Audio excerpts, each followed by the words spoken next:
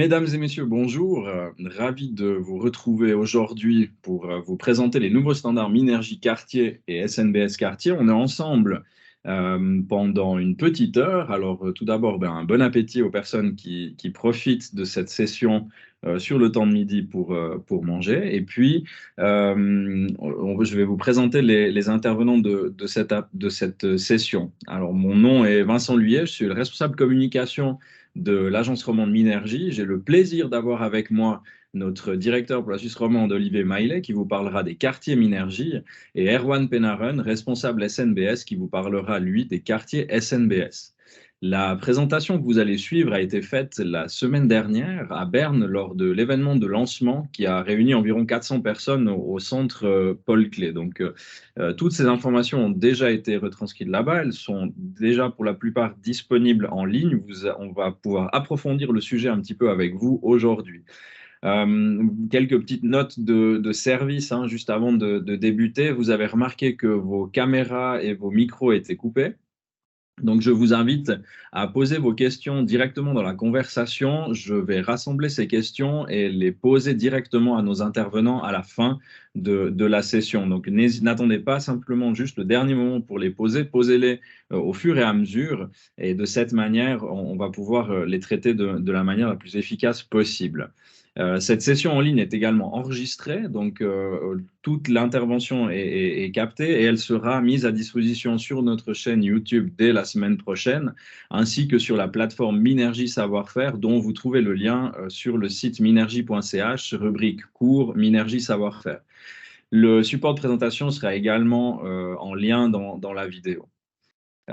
Concernant le programme, on va tout de suite démarrer avec SNBS Cartier, puis la présentation de Minergie Cartier, une comparaison finalement entre les deux labels, les différences et les similitudes, et finalement une session de questions qui nous amènera jusqu'à 13 heures aujourd'hui pour terminer cette présentation en ligne. Voilà, sans plus attendre, je passe la parole à Erwan Penaren, notre responsable SNBS, qui va vous présenter le nouveau label SNBS Cartier. Merci Vincent, bonjour à toutes et à tous. Nous allons donc voir une présentation d'ensemble de ce nouveau label SNBS Cartier. On commencera par un premier aperçu, puis vous prendrez connaissance des différents thèmes, critères et grandeurs mesurées. Et enfin, nous évoquerons le processus de certification. Alors, pour qu'un quartier puisse prétendre à la certification, il faut au minimum 2 bâtiments, 2 affectations et 10 000 m² de surface de référence énergétique. Notons qu'il doit également disposer d'un espace extérieur, au moins en partie publique, utilisé et géré en commun, et aussi avoir des synergies en matière d'utilisation et d'exploitation, par exemple pour les parkings ou l'approvisionnement en énergie. Le SNBS Cartier a été développé en parfaite adéquation avec le SNBS Bâtiment. 22 critères du SNBS Bâtiment sont repris dans SNBS Cartier, et sur les 30, il y en a donc 8 qui sont spécifiques au SNBS Cartier. La certification SNBS Bâtiment sera facilitée pour les bâtiments du quartier et dans ce cas, les émoluments réduits. Dans un SNBS Quartier, toutes les affectations sont possibles, à la différence du SNBS Bâtiment. 2 au minimum sont par contre nécessaires. Donc, par exemple, un quartier de 4 bâtiments avec 100% de logements, ce ne sera pas certifiable. Il faudra au moins des surfaces commerciales ou des bureaux, par exemple. Le SNBS Cartier, c'est 12 thèmes, 30 critères et 8 ans de grandeur mesurée. Dans le domaine société, les 4 thèmes sont la qualité du développement, accessibilité et commodité, qualité d'usage, bien-être et santé. Dans le domaine économie, nous avons le cycle de vie, le potentiel d'utilisation, l'économie régionale, la communication. Et dans le domaine environnement, la protection du climat, l'énergie, ressources et environnement, et nature et paysage. Alors, un focus tout d'abord sur le domaine société, qui est composé de 8 critères et 30 grandeurs mesurées. 4 critères font partie du thème qualité du développement. Il s'agit d'objectifs et cahiers des charges, urbanisme et architecture, qui lui doit obtenir au moins la note de 4 pour qu'un quartier puisse être certifié. Gouvernance et participation, développement du quartier. Et vous voyez à droite les grandeurs mesurées. Je vous laisse en prendre connaissance brièvement. Vous y trouverez notamment la convention d'objectifs, la valeur culturelle et architecturale, la participation des utilisateurs ou encore les utilisations intermédiaires. Ici, la suite des critères société, accessibilité et commodité dans les environs, avec plusieurs grandeurs mesurées qui sont liées à la distance à pied avec les commodités, accès et dessert du quartier, motorisés, piétonnes et cyclables, espace d'interaction sociale et ses lieux de convivialité, et enfin microclimat qui traite par exemple des ombrages, des espaces extérieurs et de la végétalisation des toits et des façades. Et une petite précision concernant la grandeur mesurée du critère 121, par centralité, en fait, on entend structure scolaire de jour ou un commerce de détail. Passons au domaine économie.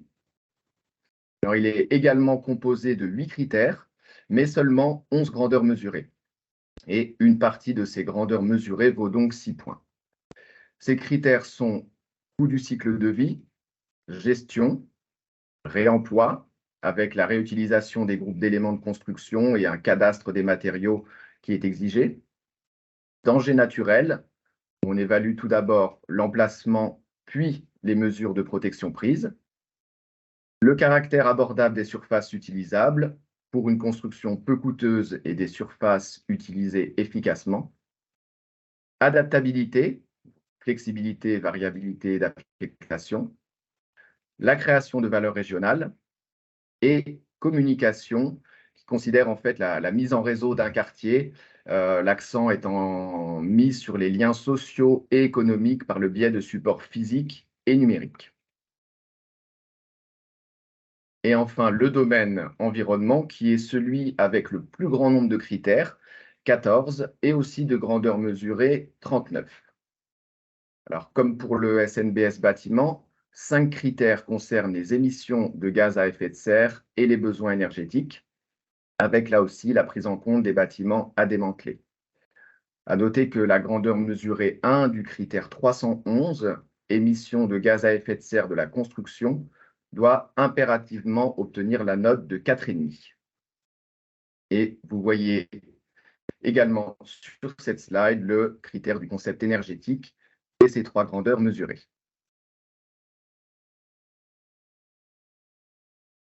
Suite des critères environnementaux, chantier, optimisation de l'exploitation, mobilité douce, mobilité électrique. Et ils font tous partie du thème préservation des ressources et protection de l'environnement.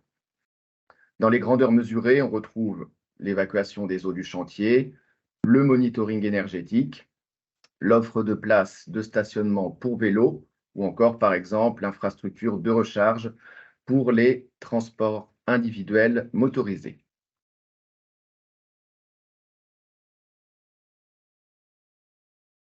Et pour terminer cet aperçu, les derniers critères environnementaux qui sont utilisation de l'économie circulaire, biodiversité, eau et enfin mitage du territoire. Avec des grandeurs mesurées telles que les systèmes de tri des déchets, la présence d'arbustes et d'arbres, l'utilisation de l'eau de pluie ou encore le développement urbain vers l'intérieur.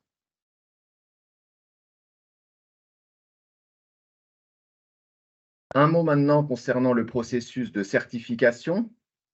Alors, le SNBS Quartier est développé autour d'un projet de transformation. Le délai entre la délivrance d'un certificat provisoire et celle d'un certificat définitif est de 10 ans. Et il existe néanmoins une possibilité de prolongation qui peut aller jusqu'à 5 ans, en accord avec notre office de certification, pour certaines raisons qui doivent être justifiées. Par exemple, le projet qui prend du retard en raison de discussions avec la commune ou le canton, par exemple. Le projet de transformation peut s'effectuer en une seule étape ou bien en plusieurs. Et on parlera alors d'étapes intermédiaires qui feront, dans ce cas, l'objet d'émoluments supplémentaires. Quant aux bâtiments existants, ils sont intégrés dans ce chemin de transformation Et pour eux, certains critères ou paramètres ne peuvent généralement pas être remplis immédiatement, mais seulement lors d'une rénovation ultérieure.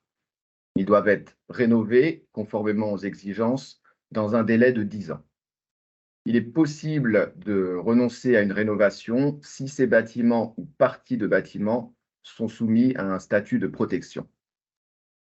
Et comme vous le voyez sur l'image, une recertification doit être effectuée 5 ans après la certification définitive. Elle permet de constater si les objectifs de la certification définitive ont été atteints.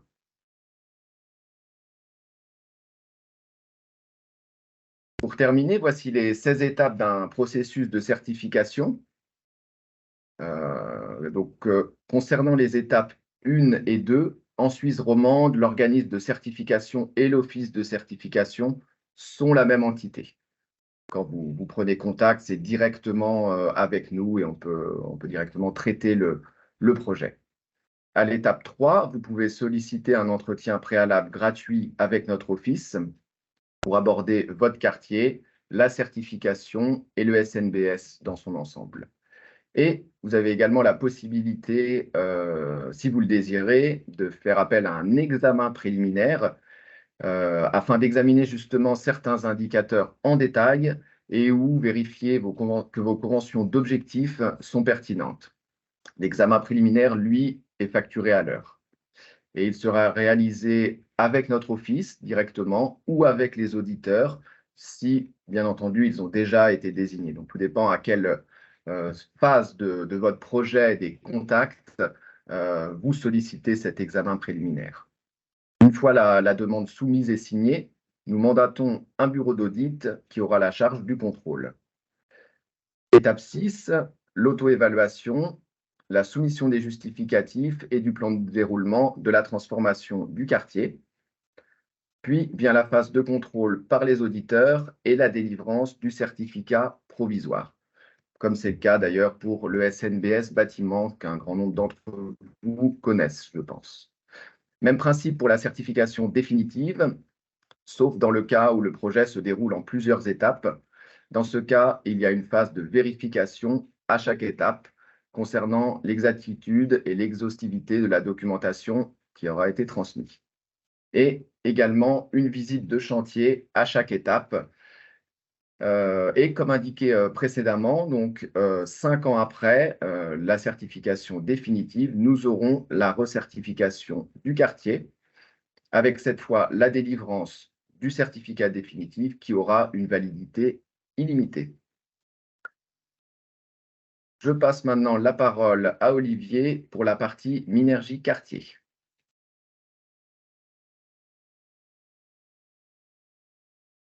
Il y a juste le microphone, Olivier, je crois. Merci, Erwan, effectivement. Bonjour, mesdames, messieurs.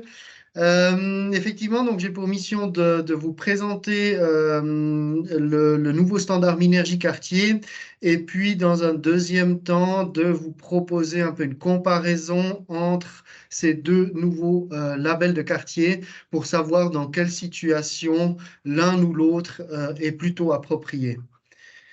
D'abord, la vue d'ensemble de Minergie Quartier, c'est un périmètre sur lequel il faudra avoir au moins 2 bâtiments de 3000 m² de surface de référence énergétique au total. Il y a 5 grandes thématiques qu'on traite au niveau du quartier Minergie. D'abord, le bâtiment lui-même.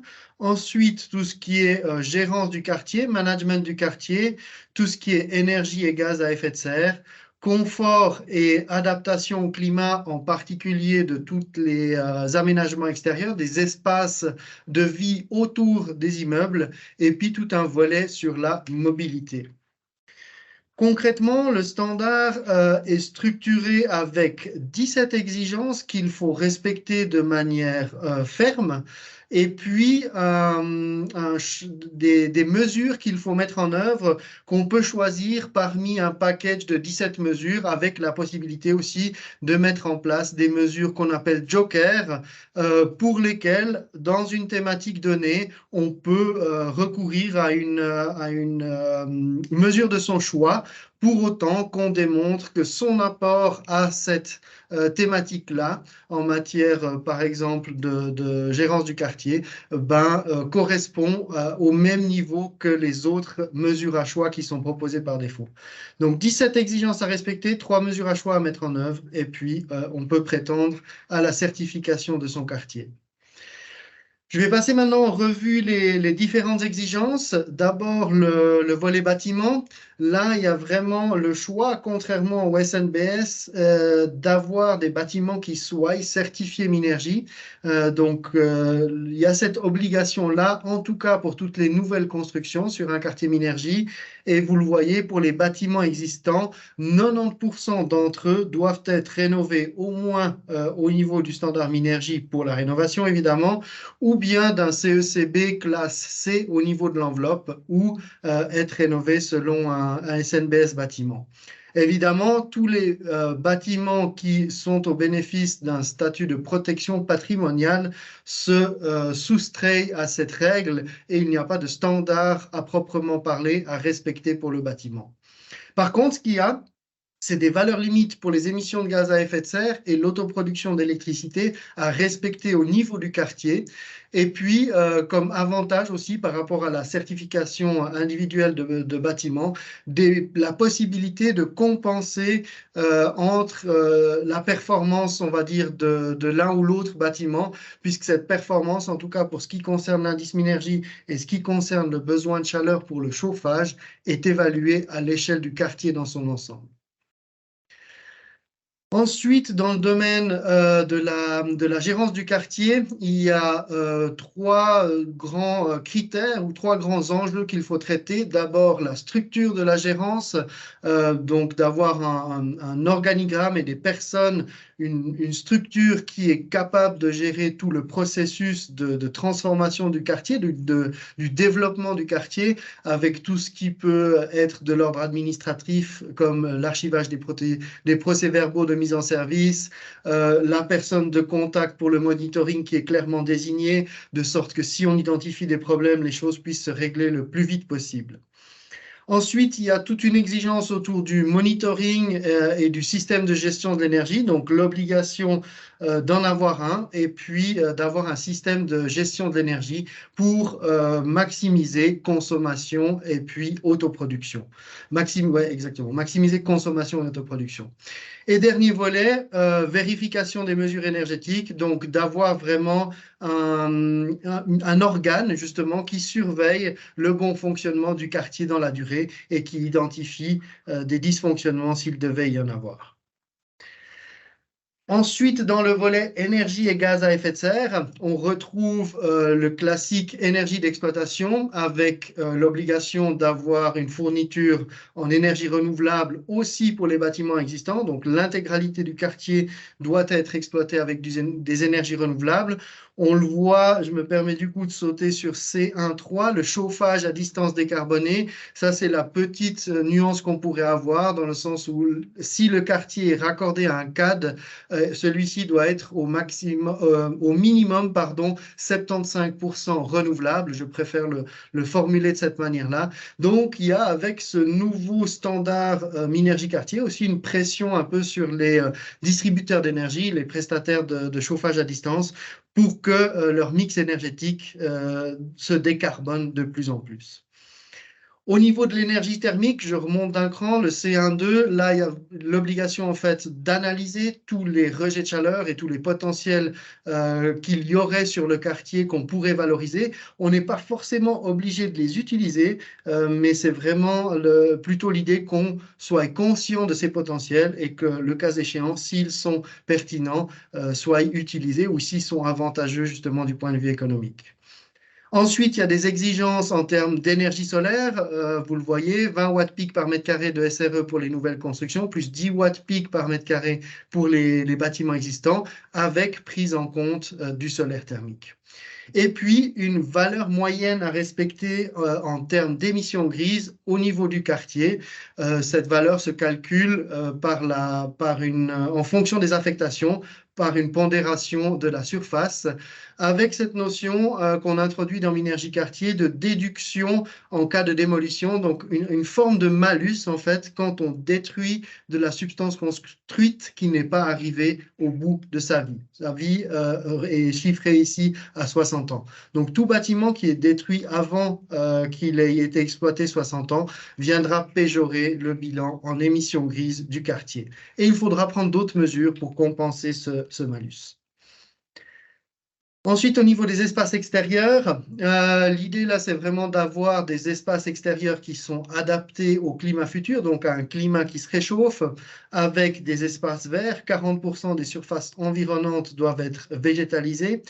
Ensuite, avec des ombrages, on voit ici un peu les ordres de grandeur de parts de surface qui doivent être ombrées, avec l'arrière-pensée que ces espaces justement soient confortables après en été. Et aussi dans cette logique-là, qu'on ait toute une gestion de l'eau, son évaporation, son infiltration, sa rétention, pour que le quartier puisse réagir favorablement aux phénomènes climatiques qui vont devenir de plus en plus extrêmes, et de l'autre côté, justement, assurer un microclimat plus frais grâce à cette gestion de l'eau. Je passe maintenant au dernier volet des exigences à respecter de manière ferme, tout ce qui concerne la mobilité. D'abord autour du vélo, en assurant une offre de places de stationnement pour les vélos qui soit suffisant, mais aussi qui soit convivial, donc facile à utiliser, que les accès soient bons, que ce soit bien éclairé, qu'il y ait suffisamment de place et que ce soit facile d'attacher les vélos. Ensuite, l'accès au quartier, donc avec un réseau de chemins piétonniers et cyclistes qui doit être finement maillé pour pouvoir se déplacer facilement à l'intérieur du quartier et accéder aussi facilement à celui-ci. Et ensuite, pour tout ce qui est mobilité électrique, là, on rejoint en fait le niveau d'équipement A pour les maisons individuelles, sinon C2 pour les nouvelles constructions, ça va plutôt être ce cas-là. Finalement, là, on se calque sur le standard Minergie pour les bâtiments. Ensuite, il faut mettre à disposition une offre de partage de véhicules, que ce soit des véhicules utilitaires, des vélos électriques, des camionnettes ou une autre offre qui doit être mise à disposition du quartier et qui soit aussi facilement accessible pour les résidents ou les gens qui travaillent sur ce quartier. Voilà, là, j'en ai passé en revue les 17 exigences qui sont à respecter de manière ferme. Ensuite, il faut encore choisir 3 mesures parmi le package que vous voyez devant les yeux. J'ai parlé en introduction de cette notion de joker qu'on peut faire valoir dans chacun des domaines. Et puis, 2 exemples là qu'on a illustrés, par exemple, d'assurer une bonne aération du quartier, toujours dans cette logique d'éviter les îlots de chaleur et d'assurer un confort estival au niveau du quartier, ou par exemple la E2.3, où il s'agit de minimiser au maximum les places de parc. Comme pour le SNBS bâtiment, je vous présente maintenant encore le processus de certification. L'idée, c'est que ce processus de transformation dure une dizaine d'années au maximum. On peut faire déjà certifier son quartier de manière provisoire sur la base du plan d'aménagement et puis de la déclaration de la certification des bâtiments, puisqu'on a vu, c'est un des enjeux majeurs de Minergie Cartier. En fonction de la taille des projets, il y a la possibilité de faire des étapes intermédiaires de vérification et de validation pour s'assurer qu'en bout de course, on arrive bel et bien au résultat qu'on souhaite. Comme pour le SNBS, 2 à 4 ans après la certification définitive du quartier, il y a un contrôle en phase d'exploitation. Le certificat définitif est déjà délivré avant, c'est juste un contrôle qui permet de s'assurer que le quartier fonctionne effectivement aussi bien qu'il le devrait. Je passe maintenant à quelques slides de comparaison des 2 labels. D'abord, un peu au niveau philosophique, au niveau stratégique. Minergie Cartier, comme pour les bâtiments, s'est focalisé sur l'efficacité énergétique, la protection contre le réchauffement climatique et l'adaptation à ce changement. SNBS Cartier, lui, comme le SNBS bâtiment, c'est une évaluation globale de la durabilité sur ces 3 piliers, social, économique et environnemental. Au niveau de l'évaluation, Minergie Cartier, c'est un système binaire, je l'ai dit, il y a 17 exigences qu'il faut respecter, soit on les respecte, soit on ne les respecte pas. Et puis, il y a cette nécessité justement de certifier les bâtiments Minergie pour ceux qui sont sur le quartier. SNBS Quartier, c'est la même philosophie que SNBS Bâtiment. On retrouve ce système de notation de 1 à 6 avec la nécessité d'obtenir un 5 de moyenne générale pour accéder au certificat SNBS Quartier. Et puis, on le voit, un 4,5 pour les émissions de gaz à effet de serre dans la construction ou un 4 pour tout ce qui est urbanisme et architecture. Maximum 2 notes insuffisantes autorisées dans des domaines différents. Et par contre, justement, aucune certification de bâtiment qui est exigée pour SNBS Quartier. Donc ça, vous voyez un peu les différences, on va dire, en termes d'évaluation et de manière de travailler sur ces deux produits.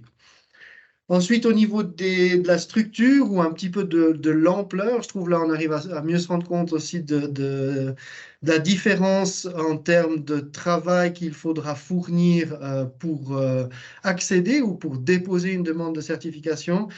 Chez Minergie Cartier, justement, il y a ces 17 exigences à respecter et 3 mesures à choix à mettre en œuvre. Je vois que là, il faudra qu'on fasse encore une correction avant de mettre à disposition ce PowerPoint. Et puis, du côté des SNBS Quartier, 80 grandeurs mesurées dont il faudra justifier les notes. Finalement, au niveau des coûts, Minergie Cartier, ça va coûter, la certification va coûter 15 000 francs plus 10 centimes par mètre carré de surface de référence énergétique, maximum 30 000 francs au total. En plus, par contre, il y a les émoluments de certification des bâtiments. Avec les subventions qu'on connaît déjà, qui sont différenciées canton par canton, souvent focalisées sur Minergie-P pour les nouvelles constructions, en tout cas en Suisse romande, des fois Minergie-A, des fois aussi un bonus pour le complément éco. La rénovation Minergie, elle, est souvent subventionnée aussi, et encore mieux si on atteint des standards comme Minergie-P et Minergie-A. Et puis sur SNBS Quartier, on est dans une autre gamme de prix. Le forfait de départ, lui, est de 30 000 francs, plus 2 000 francs par bâtiment qui sera certifié, et plus encore 10 000 francs pour des éventuelles étapes intermédiaires. À ma connaissance, il n'y a pas encore de subvention pour les quartiers ou les bâtiments en Suisse romande. Je crois qu'il y a le canton de Vaud et le canton de Genève qui octroient une aide au cas par cas. Et sinon, il faut suivre un peu l'actualité sur ce site francenergie.ch où on retrouve une bonne synthèse finalement des programmes de subvention qui sont à disposition. Voilà le dernier point qui est vraiment important en termes de différenciation entre ces deux standards, c'est que chez Minergie Cartier, il n'y a aucun critère qui est lié à la géolocalisation. Donc, on pourra vraiment atteindre ou construire un quartier Minergie n'importe où en Suisse, alors que SNBS Cartier a beaucoup de critères qui sont liés à la géolocalisation. Donc, un emplacement qui serait défavorable au départ, un peu comme pour SNBS Bâtiment, péjore la situation et rend beaucoup plus difficile l'atteinte d'un quartier SNBS. Un peu dans le wording aussi, en termes de philosophie, on essaye de dire que Minergie Cartier, c'est un peu une définition claire de ce que c'est un écoquartier, et SNBS Cartier, c'est une définition claire de ce que c'est un quartier durable. Et si vous voulez en savoir plus, on a une offre de formation continue avec des cours d'une demi-journée qui sont prévus, comme vous le voyez ici, pour SNBS Quartier le 14 décembre à Lausanne l'après-midi, et puis pour Minergie Cartier le 30 novembre le matin, aussi à Lausanne, toujours au Tibits. Et je vous remercie pour votre attention. Et je passe la parole à Vincent pour les questions. Merci à Erwan, merci à Olivier également pour ces deux présentations. Histoire de te laisser souffler un petit peu, Olivier, on va attaquer par les questions liées au SNBS Quartier. Je vous remercie celles et ceux qui ont déjà envoyé vos questions. Les autres, vous pouvez le faire, on va essayer de les traiter les unes après les autres. Erwan, il y avait une première question pour toi concernant l'affectation. avec un ratio minimum pour activité, logement, etc. Est-ce que 5% d'activité avec 95% de résidentiel peut être accepté pour un quartier SNBS? Alors la réponse est oui. Il n'y a pas de limitation. Donc théoriquement, on pourrait avoir même un commerce qui serait 150 mètres carrés dans un quartier avec 4 logements, 4 bâtiments de logement. Donc il n'y a pas de règle au niveau du pourcentage. C'est deux affectations et c'est tout. Ou plus. Tu as parlé des dérogations. Excuse Vincent, je ne sais pas si c'est le cas pour tout le monde, mais ça résonne énormément chez Erwan.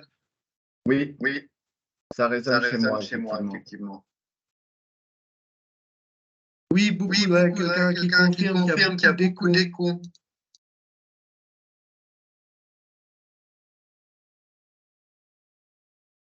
Alors là, si je parle, ouais, c'est bon. j'ai l'écho aussi.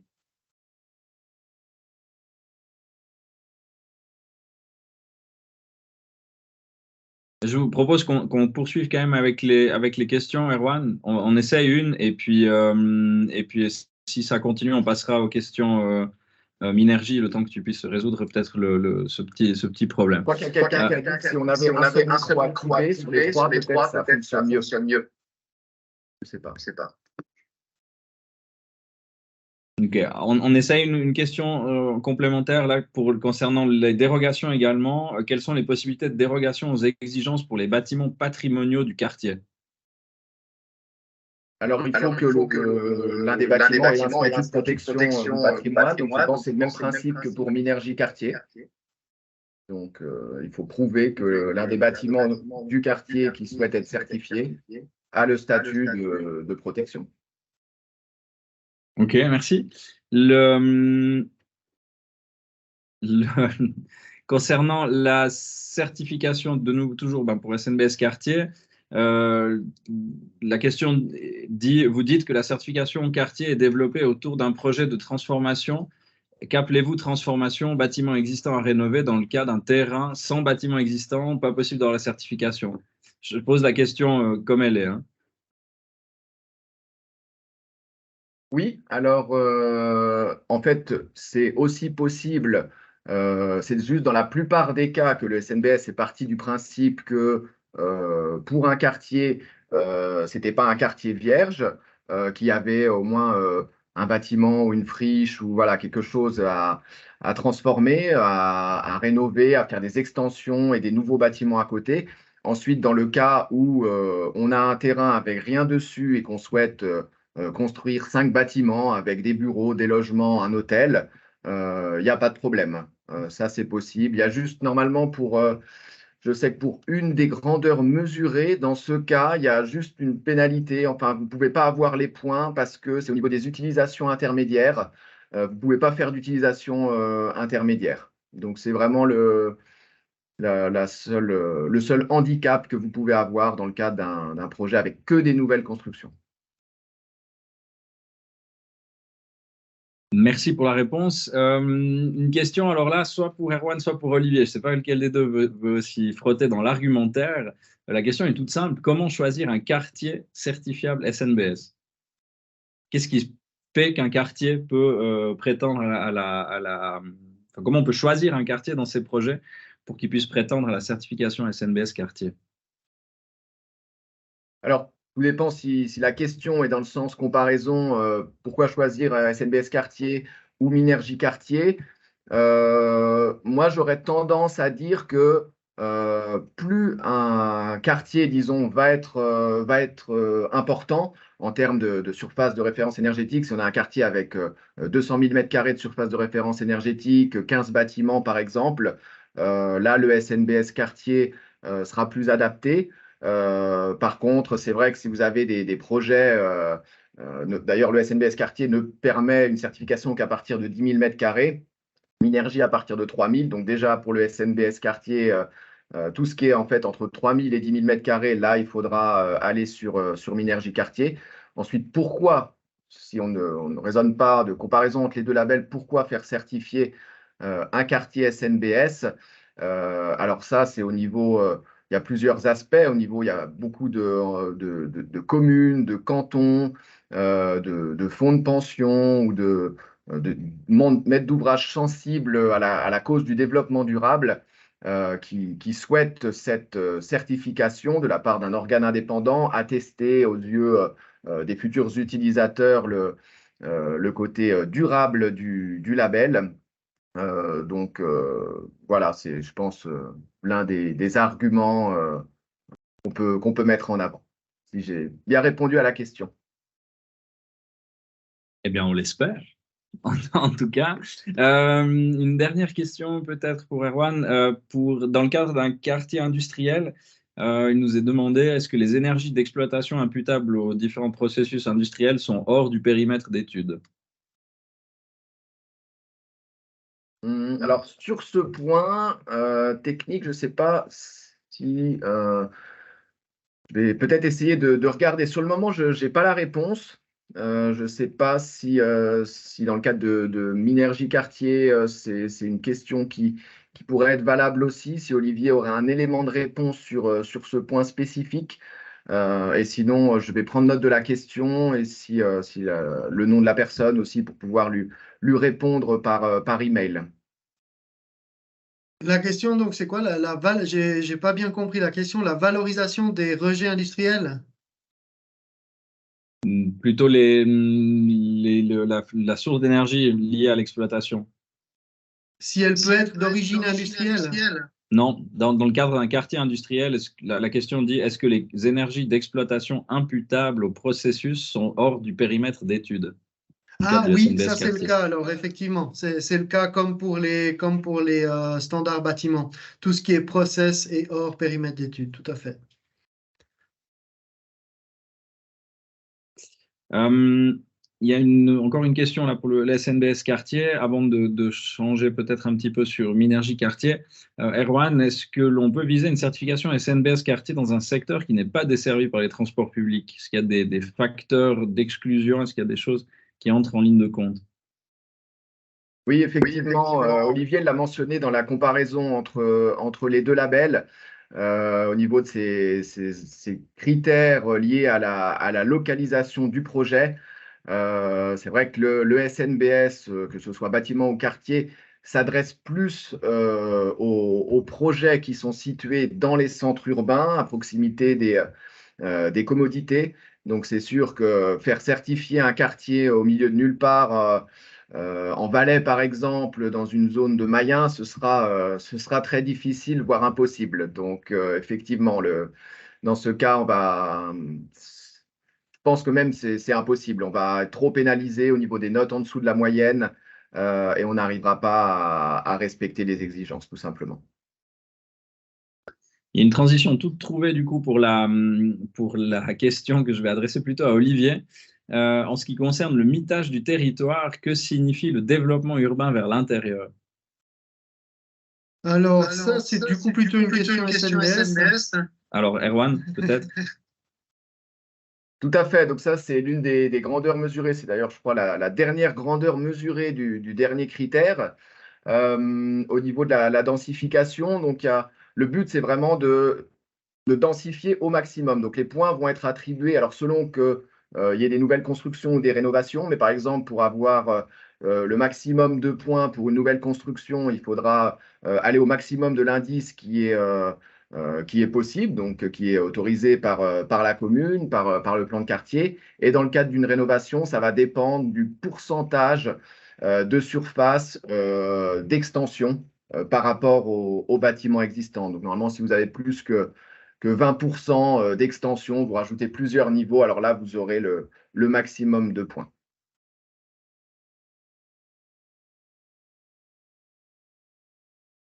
Le micro, Vincent? Micro, Vincent?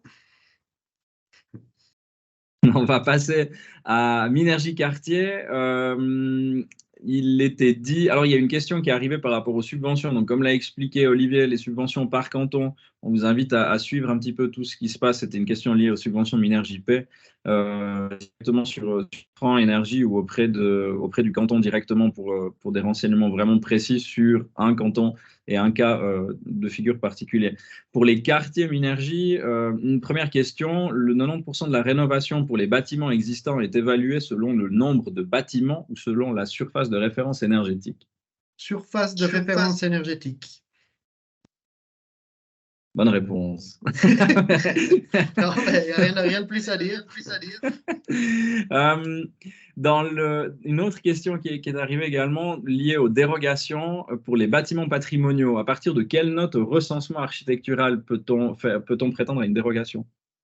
Eh bien, c'est une excellente question parce qu'on n'a pas encore la réponse. En fait, les degrés de protection patrimoniaux sont différents de canton en commune, voire même au niveau fédéral. On est en train de décortiquer tout ça dans l'aide à l'utilisation et dès qu'on aura trouvé une méthode qui permette de statuer de ça au niveau suisse, on définira ces degrés de protection dans l'aide à l'utilisation.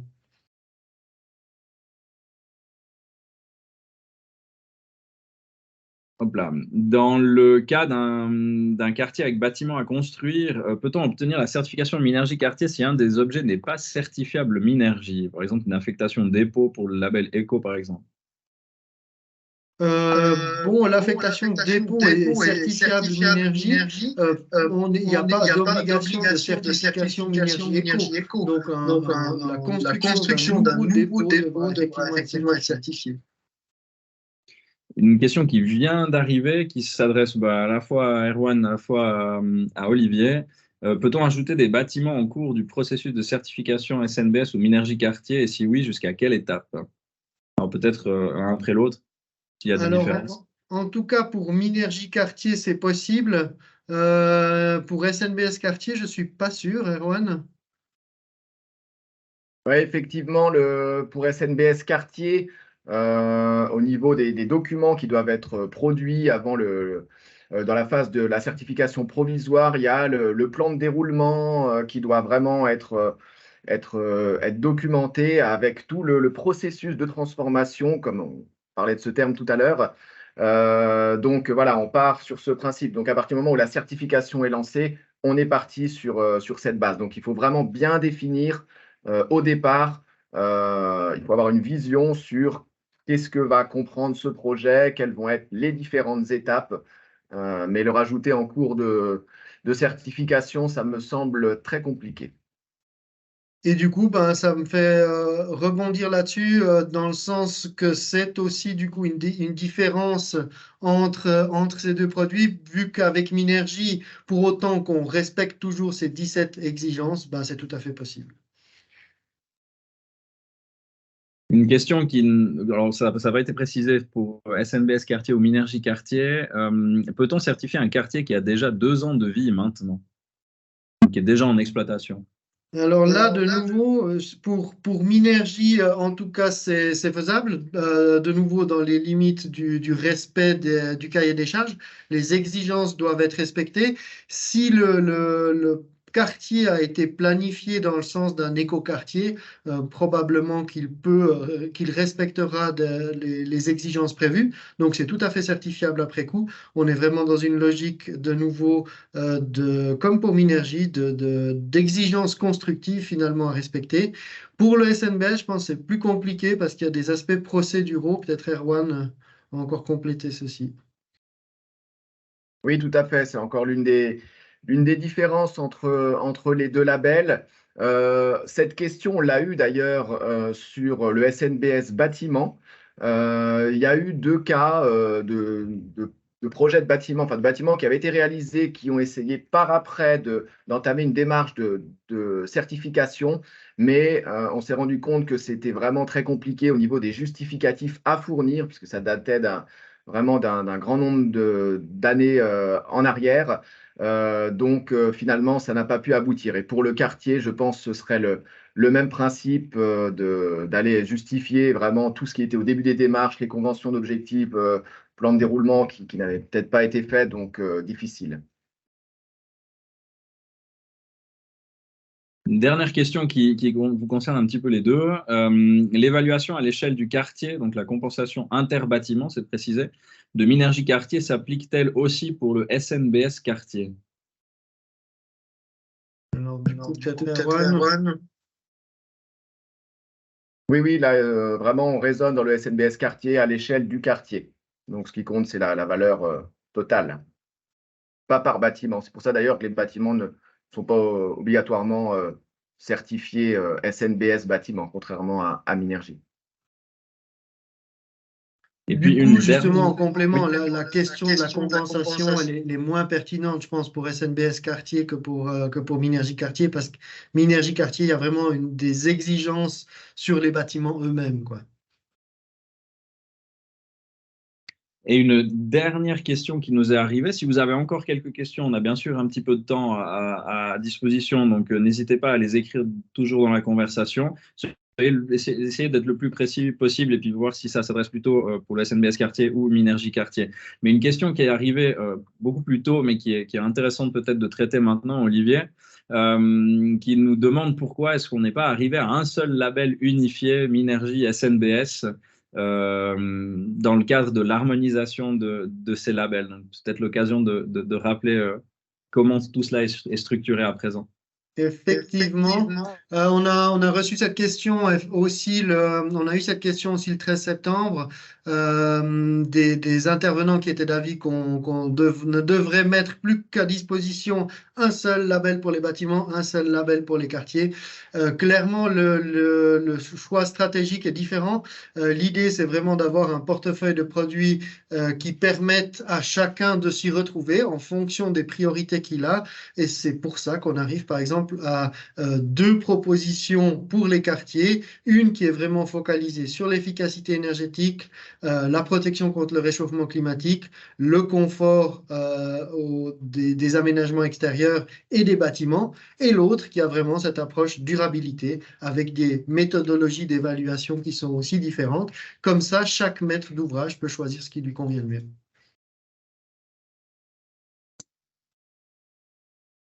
Donc, passablement de nouveautés et de changements, il y a une question que l'on souhaiterait encore traiter, que j'ai demandé de reformuler. Il y avait quand j'ai posé cette question par rapport à Minergie Quartier, donc sur la dérogation accordée pour les bâtiments patrimoniaux, il y avait une deuxième partie à la question.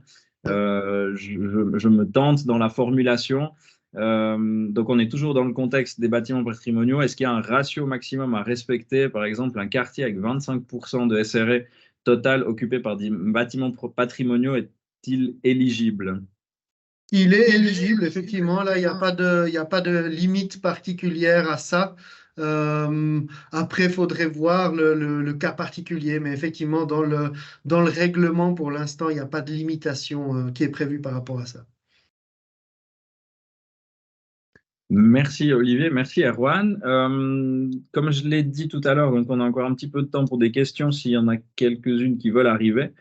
Sinon, on va gentiment conclure là-dessus. Olivier vous a parlé tout à l'heure des prochains événements, des cours qui sont donnés. Vous trouvez toutes les informations nécessaires, bien sûr, sur snbs-bâtiment.ch ou snbs-quartier.ch et également sur minergie.ch avec toute l'offre de formation, l'offre Minergie Savoir-faire, comme je l'ai mentionné tout à l'heure également.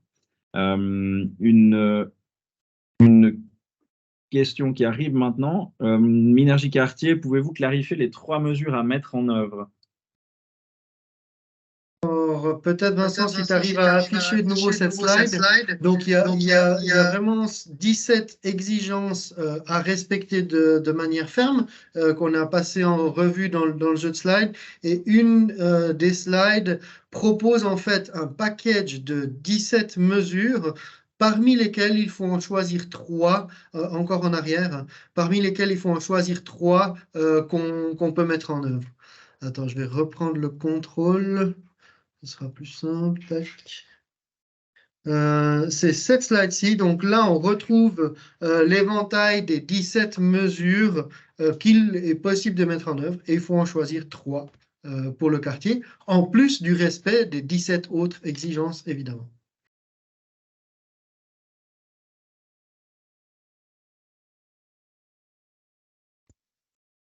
Merci Olivier pour cette précision et d'avoir repris la main sur tous ces slides.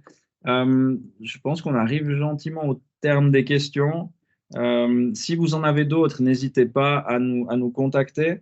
Mais il y a une question, voilà, puisqu'on est sur cette slide par rapport au joker. Alors, les jokers, vous le voyez, en fait, il y a un joker par thématique, donc un joker gérance du quartier, énergie et gaz à effet de serre, confort et adaptation du climat et un joker mobilité. Et l'idée du joker, c'est qu'en fait, on veut promouvoir aussi l'innovation. Donc, il y a la possibilité, en fait, d'élaborer une mesure qui contribue, par exemple, dans le domaine de la mobilité, à réduire le transport individuel motorisé. Il faut décrire cette mesure, apporter la démonstration qu'elle apporte une contribution à ce domaine qui est équivalente aux 4 autres mesures standards. Et à partir de ce moment, cette mesure peut être validée comme joker, justement, avec l'idée de favoriser l'innovation. Il y a une question complémentaire concernant l'ajout des bâtiments en cours de projet. Pour Minergie Quartier, est-ce qu'on peut ajouter un bâtiment à un quartier déjà certifié? Peut-être qu'on peut préciser de nouveau le périmètre d'un quartier et ce qui définit un quartier pour la labellisation. Effectivement, ouais, donc le quartier Minergie, c'est 3000 m² de surface de référence énergétique minimum, 2 bâtiments. Honnêtement, disons, ce cas particulier n'est pas prévu dans le règlement, mais à mon avis, rien ne s'y oppose. En gros, c'est juste une recertification. D'une certaine manière, c'est la certification d'un nouveau quartier qui a un nouveau périmètre. Donc, à mon sens, c'est tout à fait possible, ouais. Et puis, une dernière question qui, cette fois, est sans doute pour moi. Est-il possible d'obtenir la présentation? Alors, effectivement, la présentation, vous l'obtiendrez. Elle sera diffusée en début de semaine prochaine. Donc, l'enregistrement vidéo de cette session, plus la mise à disposition du support de présentation sur la plateforme savoir-faire.minergie.ch ou sur notre chaîne YouTube directement. Voilà, donc l'occasion pour moi de remercier nos 2 intervenants, Olivier et Erwan, pour ces explications. On est un petit peu plus court sur le temps, mais on va vous laisser profiter de votre pause de midi de ce vendredi. Et puis, on se donne rendez-vous à une prochaine occasion. On se réjouit de vous rencontrer et puis de continuer à échanger sur ces nouveaux labels SNBS Quartier et Minergie Quartier, pardon. Et puis, je vous souhaite à toutes et à tous une agréable fin de journée. Merci beaucoup, Vincent. Rendez-vous lundi midi pour une information sur Minergie Eco pour ceux que ça intéresse. Un tout bon week-end à tout le monde. Merci pour votre intérêt. Merci à tous. Au revoir.